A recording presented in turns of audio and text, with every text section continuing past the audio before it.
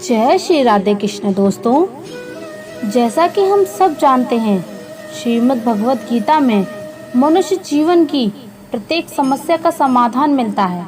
लेकिन आज की इस व्यस्त जिंदगी में भगवत गीता के 700 श्लोकों को समझ पाना हर किसी के लिए मुश्किल होता जा रहा है। इसलिए आज के इस बेहद ही खास वीडियो में हम श्रीमद् भगवत गीता की पूरे सार के बारे में बात करेंगे, जिन्हें आज के ज़माने में प्रत्येक मनुष्य के अनुसार, चाहे वह कोई भी हो, किसी भी आयु वर्ग का हो, उसके करियर का, जीवन या रिश्तों का, उसकी प्रत्येक समस्या का समाधान करने के लिए बहुत ही आसान भाषा में और सरल शब्दों में आपको समझाया जाएगा। अगर आप श्रीमद् भगवत गीता के इस बहुमूल्य ज्ञान का लाभ अधिक से अधिक लेना चाहते हैं तो इस गीता सार को पूरा अंत तक सुने और इन विचारों को आप हर रोज सुबह और रात में सोने से पहले ज़रूर सुने। कहते हैं श्रीमद् भगवत गीता सिर्फ एक धर्म के लिए नहीं, बल्कि इसे धरती के हर इंसान को जानना और समझना चाहिए, ताकि वह अपनी ज़िंदगी में सुख, शांति और सफलता को प्राप्त कर सके। श्रीमद् भगवत गीता एकमात्र ऐसा ग्रंथ है जो मनुष्य को जीने का सही तरीका बताती है। कहा जाता है कि जिस घर में भगवत गीता का पाठ हर रोज बोला जाता है या सुना जाता है, उस घर में भगवान श्री कृष्ण स्वयं आते रहते हैं। श्रीमद् भगवत गीता में भगवान श्री कृष्ण कहते हैं कि हे अर्जुन, मैं सभी प्राणियों के हृदय में स्थित सबकी आत्मा हूँ, संपूर्ण प्राणियों का आदि, मध्य और मैं ही और हूँ मैं भी। ग्रहों में सूर्य हूँ, वेदों में सामवेद हूँ, देवों में इंद्र हूँ, इंद्रियों में मन हूँ और ब्रह्मा हूँ मैं, विष्णु भी हूँ। मैं हूँ महेश, मैं जलाशयों में समुद्र हूँ, पर्वतों में मैं हिमालय हूँ। इस संपूर्ण संसार में तुम जो कुछ भी देख पाते हो वह सब में मैं हूँ। श्री कृष्ण कहते हैं ये संसार मेरी ही माया है, यह संसार मुझसे ही उत्पन्न हुआ है, मैं ही इसका पालन पोषण करता हूँ और मैं ही इस सृष्टि का विनाश भी करता हूँ। मैं भूत, वर्तमान और भविष्य के सभी प्राणियों को जानता हूँ, लेकिन वास्तविकता में मुझे कोई नहीं जानता।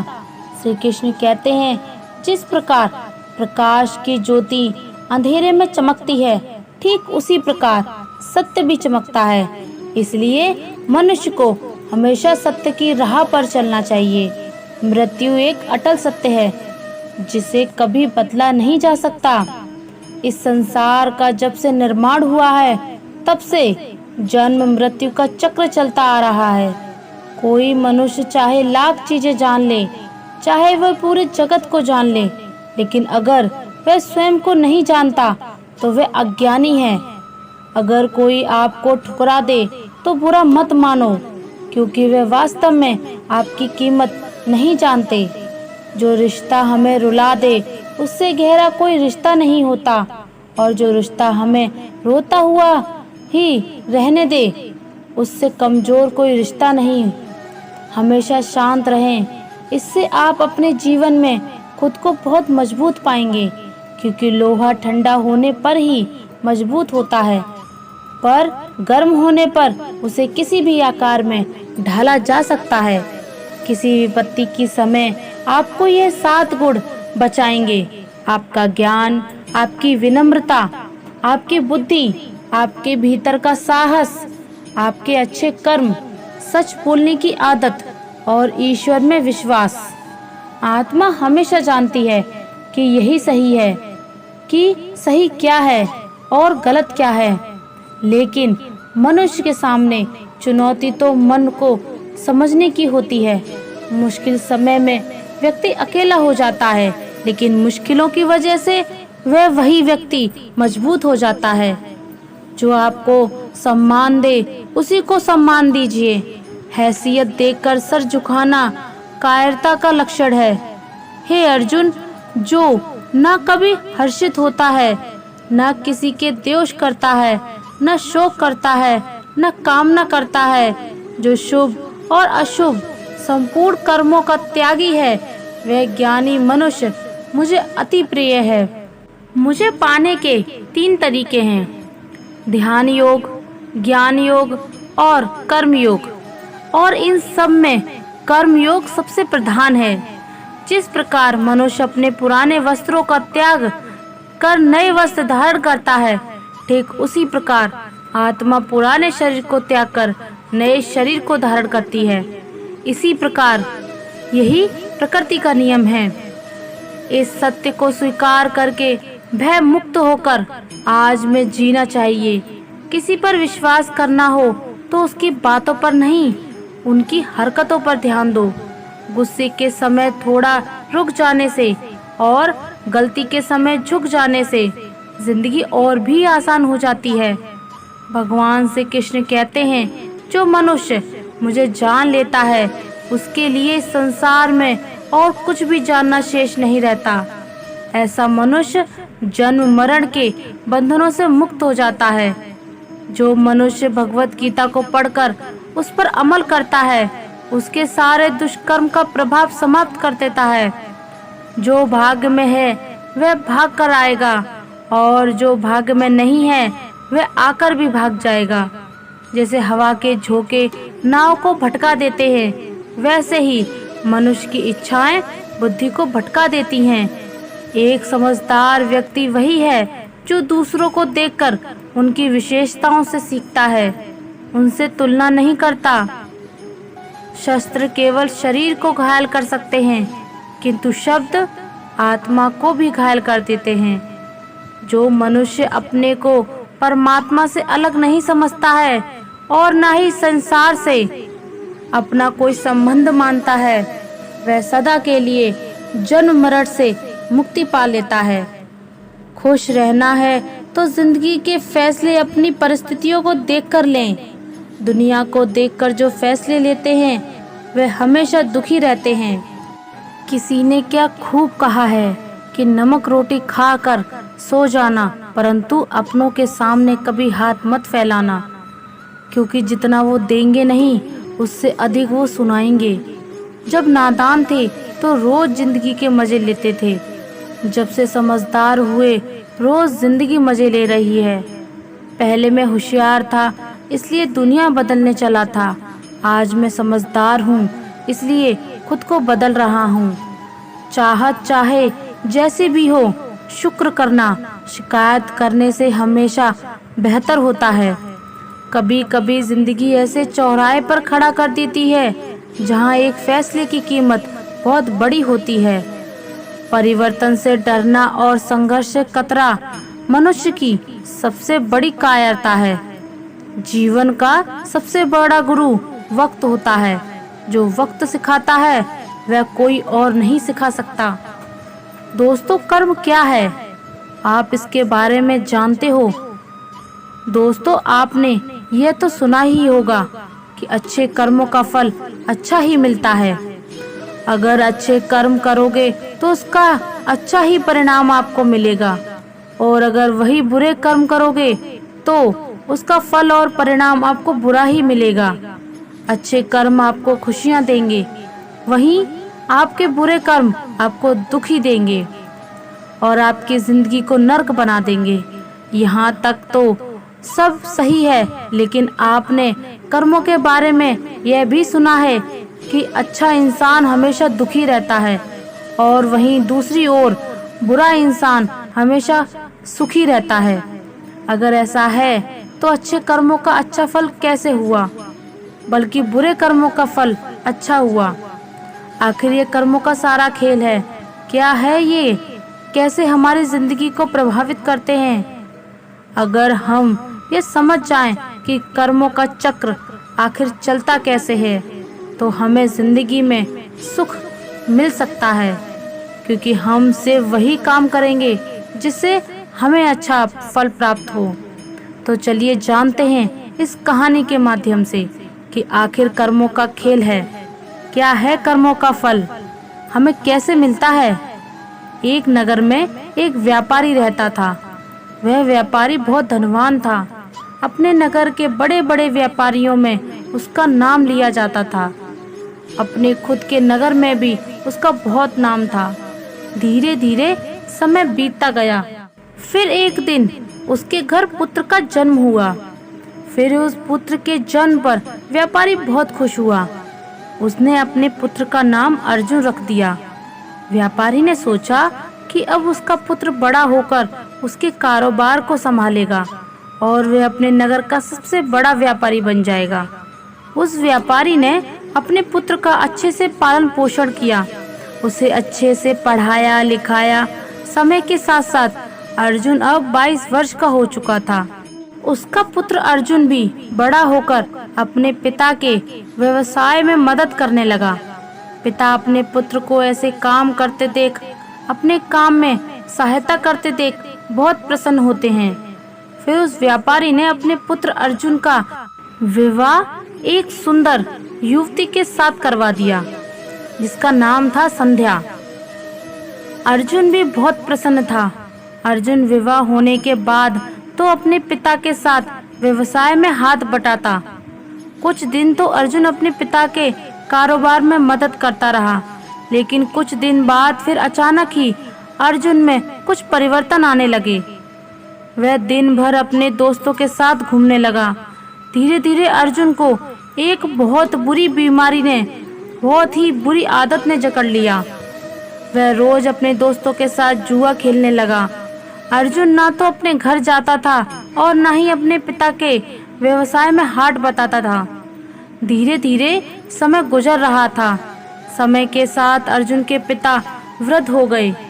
वृद्ध होने के कारण उनके पिता व्यापार की देखभाल नहीं कर पा रहे थे और अर्जुन तो व्यापार की देखभाल करना तो दूर बात तक नहीं करता था। वह तो उनके धन को उड़ा रहा था जो व्यापार से प्राप्त हो रहा था। व्यापार की देखभाल न होने के कारण धीरे धीरे उसे व्यापार में बहुत नुकसान होने लगा। अर्जुन के पिता ने अर्जुन को बहुत समझाया कि मैंने इतनी मेहनत करके इतना बड़ा व्यापार खड़ा किया है, अगर तुम इसे नहीं संभालोगे तो एक दिन यह पूरी तरह नष्ट हो जाएगा।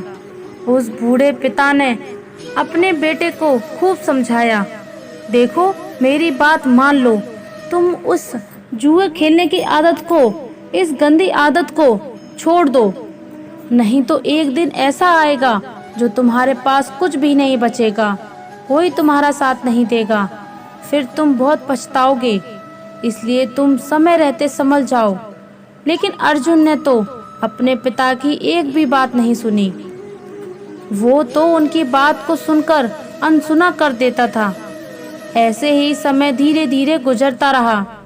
समय के साथ उसके पिता और भी वृद्ध हो गए और उनको बीमारियों ने जकड़ लिया। कुछ दिन के बाद ही उस व्यापारी की मृत्यु हो गई। अपने पिता की मृत्यु पर भी अर्जुन को बिल्कुल भी अफसोस नहीं हुआ, उनको तनिक भी दुख नहीं हुआ। ऐसा लग रहा था कि मानो उसके पिता की मृत्यु के बाद तो उसे आज़ादी मिल गई हो। अब उसे कहने सुनने वाला कोई नहीं था। अब तो अर्जुन पहले से भी अधिक दिन रात जुआ खेलने लगा। अर्जुन जुआ खेलकर एक बहुत बड़ा आदमी बनना चाहता था। वह एक दिन में ही सब कुछ हासिल कर लेना चाहता था, जिस कारण अब वह जुए में बड़े बड़े दांव पेच लगाने लगा। अर्जुन के माँ ने भी अर्जुन को बहुत समझाया कि बेटा तुमने बहुत सारा धन गंवा दिया है, अब तो थोड़ा बहुत धन बचा है, उसे भी लुटाने पर क्यों लगे हुए हो। और वे कहते हैं कि जब मनुष्य का विनाश आता है तो उसकी बुद्धि काम करना छोड़ देती है। अर्जुन अपनी माँ की बात एक कान से सुनता था तो दूसरे कान से निकाल देता था। उसे कोई भी बात का कोई भी फर्क नहीं पड़ता था। अर्जुन दिन रात जुआ खेलने में व्यस्त रहता था। उसे किसी भी बात का होश नहीं था। अर्जुन के पास कोई कुबेर का खजाना तो था नहीं जो कभी खत्म नहीं होता। धीरे धीरे अर्जुन का सारा धन खत्म होने लगा। फिर एक दिन ऐसा आ गया जब अर्जुन के पास कुछ भी नहीं बचा। जुआ खेलने में उसका सारा धन समाप्त हो चुका था। वह अपना सब कुछ गंवा चुका था। अब अर्जुन की माँ भी काफी बीमार रहने लगी थी। जब अर्जुन की माँ ने यह सब सुना कि उसका बेटा जुए में सब कुछ हार चुका है, तो उसकी माँ को बहुत बड़ा सदमा लगा और उसकी माँ की मृत्यु हो गई। लेकिन अर्जुन को तो अपनी माँ की मृत्यु पर भी कोई अफसोस नहीं हुआ। उसने और उसकी पत्नी ने दोनों ने उनका अंतिम संस्कार किया। फिर कुछ समय बाद अर्जुन ने फिर से जुआ खेलना शुरू कर दिया। उसे किसी भी बात से कोई फर्क नहीं पड़ता था। उसके लिए कोई जिए या मरे, वह तो दिन भर जुआ ही खेलता रहता था। अर्जुन का सारा धन खत्म हो गया था। फिर उसने दूसरे व्यापारियों से कर्ज ले लिया। अर्जुन व्यापारी का बेटा था, तो उसे किसी ने भी धन देने से मना नहीं किया। लेकिन अर्जुन ने तो वह धन भी जुए में खेलने के नष्ट कर दिया।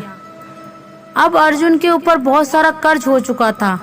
अब उसके घर में तो वो 2 वक्त की रोटी खाने जितना भी धन नहीं बचा था। अब वो अर्जुन की हालत ऐसी हो गई थी कि अब उससे पास तो खाना तो बचा ही नहीं था खाने को, और ना ही पहनने के लिए कपड़े बचे थे। वह बिल्कुल कंगाल हो चुका था। अब पूरे नगर में सबको यह पता चल गया था कि अर्जुन अब तो कंगाल हो चुका है, उसके पास कुछ भी नहीं है। जब अर्जुन किसी से मदद मांगने जाता तो सब उसे मना कर देते थे। एक समय वह भी था जब उसके परिवार का नाम नगर में बड़े बड़े व्यापारियों में आता था। लेकिन अर्जुन इस गंदी आदत के कारण उसने अपना सब कुछ गंवा दिया था। कोई भी उसकी मदद नहीं करता था। अर्जुन का जब सब कुछ समाप्त हो गया, तब उसे इस बात का एहसास हुआ कि समाज के लोग इज्जत तभी करते हैं जब उसके पास पैसा है। जैसे ही मनुष्य का पैसा खत्म हो जाता है, तो उसके साथ साथ इज्जत भी खत्म हो जाती है।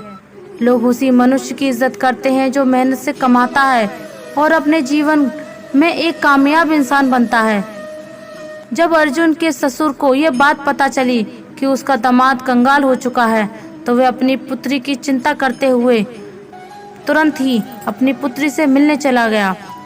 उसने कहा, वहां जाकर देखा कि उसकी पुत्री तो बहुत दुखी है।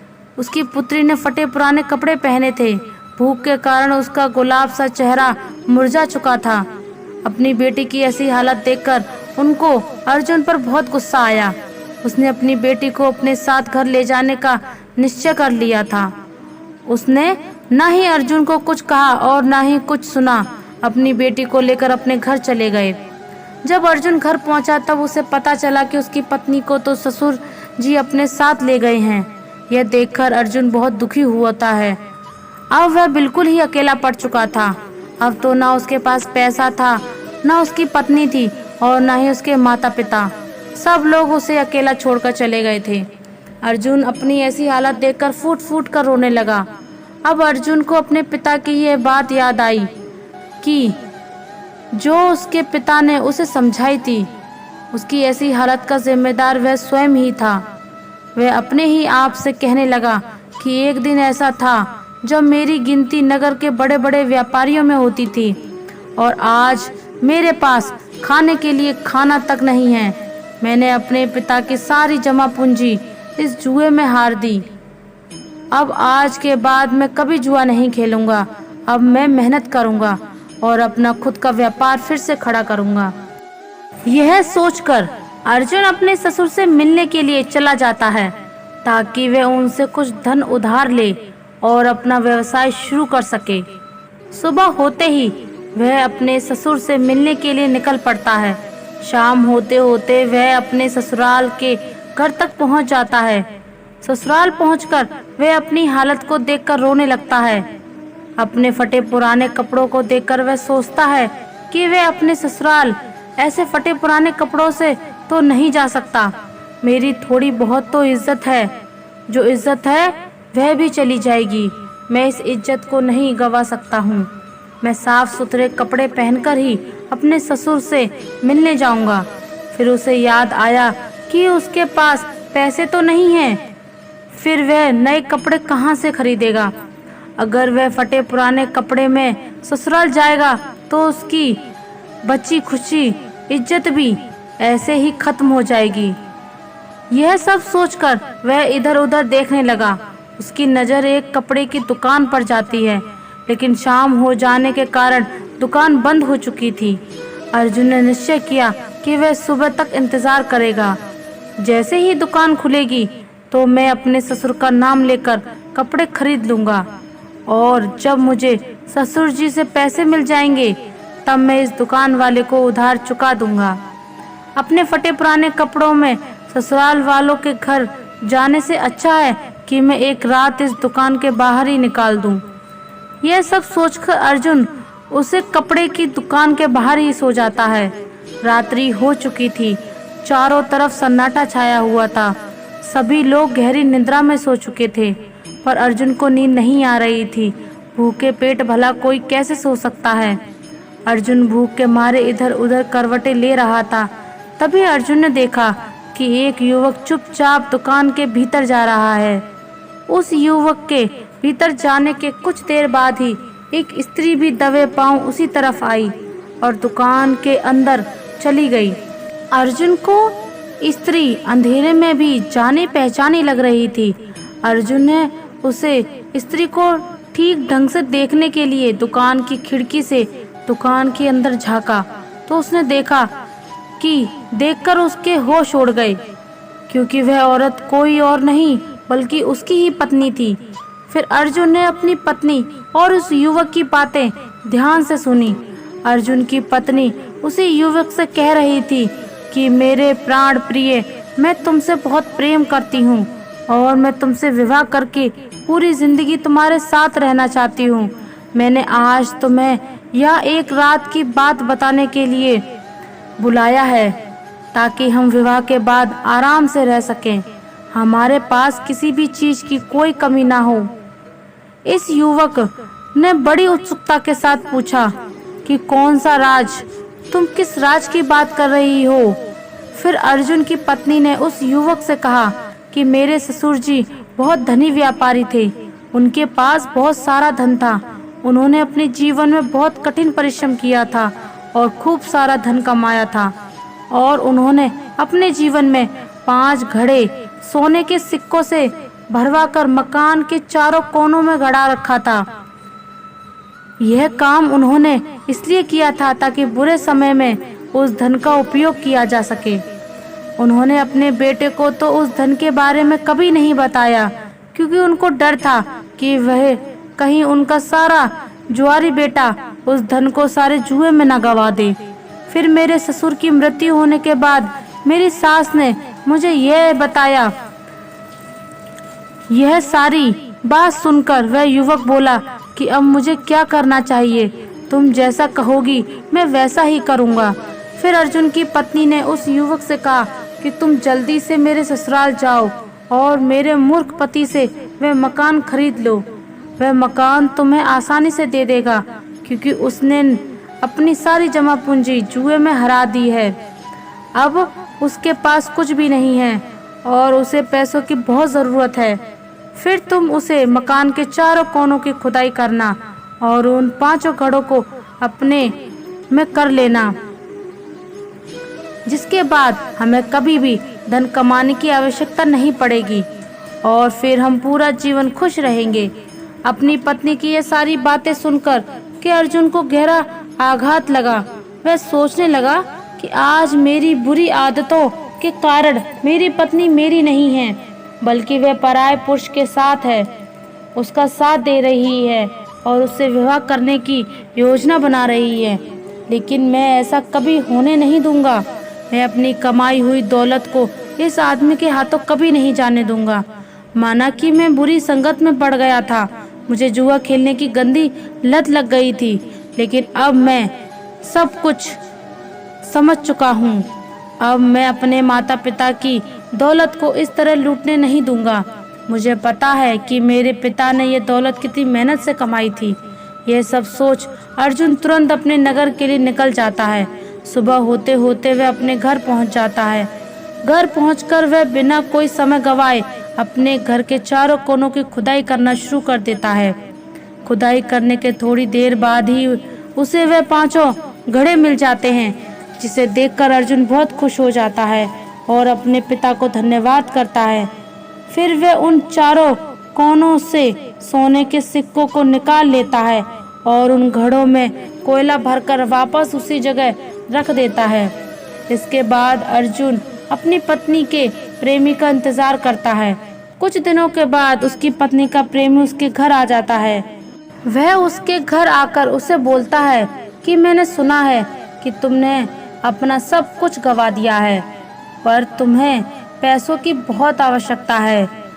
तुम मुझे अपना घर बेच दो, क्योंकि मुझे इस नगर में अपना व्यवसाय शुरू करना है। मुझे घर की ज़रूरत है और तुम्हें पैसे मिल जाएंगे और मुझे घर। इससे हम दोनों की ज़रूरतें पूरी हो जाएंगी। अर्जुन को इसी मौके का इंतज़ार था। उसे उस आदमी की सारी योजना पहले से ही पता थी। उसने तुरंत अपना मकान उसे बेच दिया और फिर अर्जुन मकान बेचने से मिली रकम और सोने के सिक्कों को लेकर दूसरे नगर में चला गया, ताकि वह वहां जाकर अपना व्यवसाय शुरू कर सके। वहां पहुंचकर अर्जुन ने अपना व्यवसाय शुरू कर दिया। शुरू में उसे बहुत कठिनाइयां हुई। उसने खूब मेहनत की और अपने आप को बुरी आदतों से दूर रखा। व्यापार में कभी कभी थोड़ी नीच ऊंच होती रहती है, लेकिन उसने सब कुछ संभाल लिया।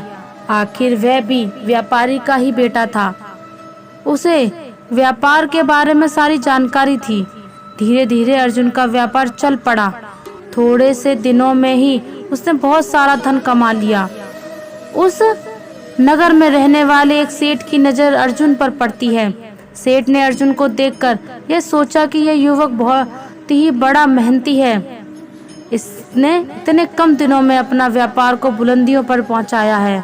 मैं अपनी बेटी की शादी इस युवक से कर देता हूँ। मुझे अपनी बेटी के लिए इससे अच्छा लड़का तो मिल ही नहीं सकता। फिर वह सेठ उसी वक्त के अर्जुन के पास गए और अर्जुन के सामने शादी का प्रस्ताव रख दिया। अर्जुन ने भी सेठ की प्रस्ताव स्वीकार कर लिया। सेठ ने फिर कुछ दिन बाद अपनी बेटी की शादी अर्जुन से करवा दी। अब अर्जुन के पास वापस पहले जैसा सब कुछ हो गया था। उसने धन कमा लिया, इज्जत भी कमा ली और शादी भी हो गई थी। अब उसके पास सब कुछ था। अब अर्जुन अपना जीवन हंसी खुशी से व्यतीत करने लगा। अब उसके पास किसी भी चीज की कोई भी कमी नहीं थी।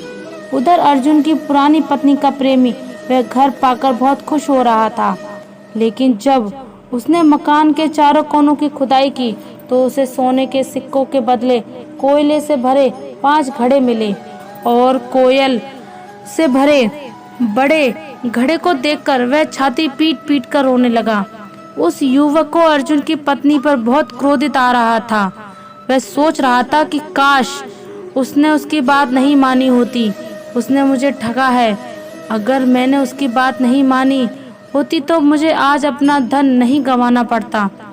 मुझे ना तो सोने के सिक्के प्राप्त हुए, बल्कि मेरे जीवन भर की पूंजी मेरे से और छिन गई और इस घर को खरीदने में मैंने अपना सारा धन गंवा दिया। अब मेरे पास कुछ भी नहीं बचा है। मैं तो बिल्कुल कंगाल हो चुका हूँ। उस युवक ने निश्चय किया कि अब मैं वो अपनी प्रेमिका यानी अर्जुन की पत्नी को सबक सिखाएगा। वह वापस अपने गांव लौटा और अपनी प्रेमिका को बुलाया और कहा कि संध्या, तूने मुझे ठगने की कोशिश की है। मेरी सारी जमा पूंजी को तूने बर्बाद कर दी। अब मेरे पास कुछ भी नहीं बचा। तूने क्या कहा था कि उन घड़ों के में सोने के सिक्के मिलेंगे, पर उन घड़ों में तो कोयले मिले हैं। तुमने मुझे बर्बाद कर दिया, मुझे कहीं का नहीं छोड़ा। मैंने तुम्हारे ऊपर विश्वास कैसे कर लिया। तूने मेरी जिंदगी बर्बाद कर दी। अब तू देख तेरा क्या हाल करता हूँ। अब तू किसी को मुंह दिखाने लायक नहीं रहेगी। यह कहकर उस प्रेमी ने अपनी प्रेमिका के नाक, कान और छुरी से काट दिए और वहां से चला गया। अब अर्जुन की पत्नी अपनी ऐसी हालत का फूट फूट कर रोने लगी। वह इतनी बदसूरत हो गई थी कि अब वह अपने आप को कांच में भी देख ले तो खुद डर जाए। अपनी ऐसी हालत की जिम्मेदार वह खुद ही थी। अब वह जीवन भर उसके लिए पछतावा कर रही थी कि काश उसने ऐसा नहीं किया होता। लेकिन अब जो हो गया सो हो गया। बीते हुए कल को हम वापस नहीं ला जा सकते। बस बीता हुआ कल हमें सब कुछ सिखाकर चला जाता है। उधर अर्जुन ने अपनी गलती से पहले ही सीख लिया कि बुरे कर्म करोगे तो परिणाम तो बुरा ही प्राप्त होगा, पर अगर अच्छे कर्म करोगे, परिश्रम और निष्ठापूर्वक जीवन निर्वाह करोगे, तभी हमें अच्छा परिणाम प्राप्त होगा। हमारा जीवन तभी खुशियों से भरेगा। किसी ने सत्य ही कहा है कि परिश्रम और लगन से ही कार्य करने पर हम जीवन में सफलता प्राप्त कर सकते हैं। बुरे कार्य करके हमें असफलता की प्राप्ति होगी। तो देखा दोस्तों, जब तक अर्जुन बुरे कर्म कर रहा था, जुए में अपना सब कुछ गवा रहा था, उसको उसके कर्मों के हिसाब से बुरा फल मिल रहा था। लेकिन फिर बाद में ऐसे ही उसे ये एहसास हुआ कि बुरे कर्म उसे बर्बाद कर रहे हैं, तो उसने बुरे कर्मों को छोड़कर अच्छे कर्म के रास्ते पर चलने लगा। इसलिए दोस्तों, चाहे देर से ही सही, लेकिन बुरे कर्मों का फल परिणाम हमेशा बुरा ही होता है। वहीं दूसरी ओर अच्छे कर्मों का परिणाम सदा जीवन में हितकारी होता है। तो दोस्तों, कैसी लगी आपको ये कहानी? आप हमें कमेंट सेक्शन में ज़रूर बताना, और अच्छी लगी हो तो इस चैनल को सब्सक्राइब ज़रूर कर लेना। तो चलिए मिलते हैं ऐसी ही कोई नई कहानी के साथ। अगर आप हमारे चैनल पर नए हैं तो चैनल को सब्सक्राइब कर लीजिए और कमेंट में जय श्री राधे कृष्णा ज़रूर लिख दीजिए। धन्यवाद। जय श्री राधे कृष्णा।